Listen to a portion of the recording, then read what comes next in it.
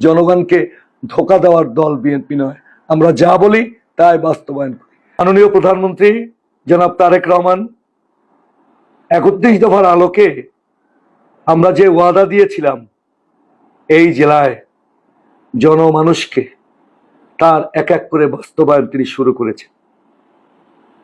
পিরোজপুর ১, ২, ৩ আমরা প্রতিটি জনসভায়, কর্মী সভায় জনগণের কাছে কয়েকটি গুরুত্বপূর্ণ বিষয় অঙ্গীকার করেছিলাম।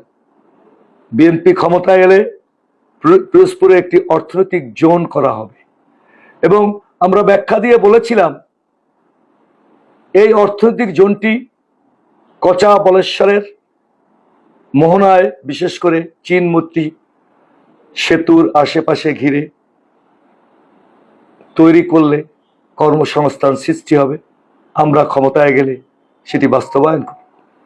যেখানে পাটকল হবে, গার্মেন্টস হবে এবং সেখানে আমাদের কর্মসংস্থান হবে এবং এই সমস্ত পণ্য দেশীয় চাহিদা মিটিয়ে আমরা সেই পায়রা এবং মোংলা সমুদ্র বন্দর থেকে বিদেশে রপ্তানি করব।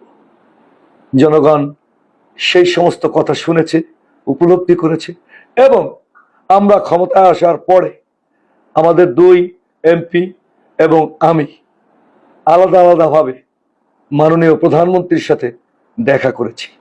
এই কথাগুলো তাকে স্মরণ করে দিয়েছি। আমাদের দাবির সপক্ষে তিনি একনেকের বৈঠক পর্যন্ত নিয়ে সেটি পাশ করিয়ে দিয়েছে। আমাদের পিরোজপুরে অর্থনৈতিক জোন তৈরি করার তিনি ঘোষণা দিয়েছেন। দ্বিতীয়ত, আমরা জনগণের কাছে ওয়াদা দিয়েছি যে আমরা ক্ষমতায় গেলে গোপালগঞ্জ থেকে আমাদের রেল লাইনটি সেই পাথরঘাটা পর্যন্ত সংযুক্ত করা হবে। পাথরঘাটা জাতীয় এবং আন্তর্জাতিক মানের একটি মৎস্য বন্দর রয়েছে, তার সাথে সংযুক্ত হতে পারলে আমাদের মৎস্য সম্পদ আরোহণ এবং বিপণনে যে সুযোগ সৃষ্টি হবে সেটি এই অঞ্চলের অর্থনীতিতে একটি ব্যাপক প্রভাব পড়বে। দেখুন, আমি পরাজিত হয়েছি কিন্তু ১,৬০,০০০ ভোট পেয়েছি।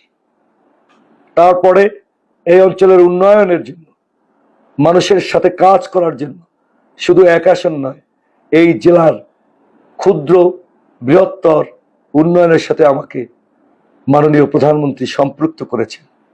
আমার নিয়োগের ৫ দিনের মধ্যে ডেকে নিয়ে আমাদের সমস্যা এবং সম্ভাবনার তিনি শুনেছেন। দীর্ঘ ২.৫ ঘন্টা আমাদের সাথে তিনি কথা বলেছেন।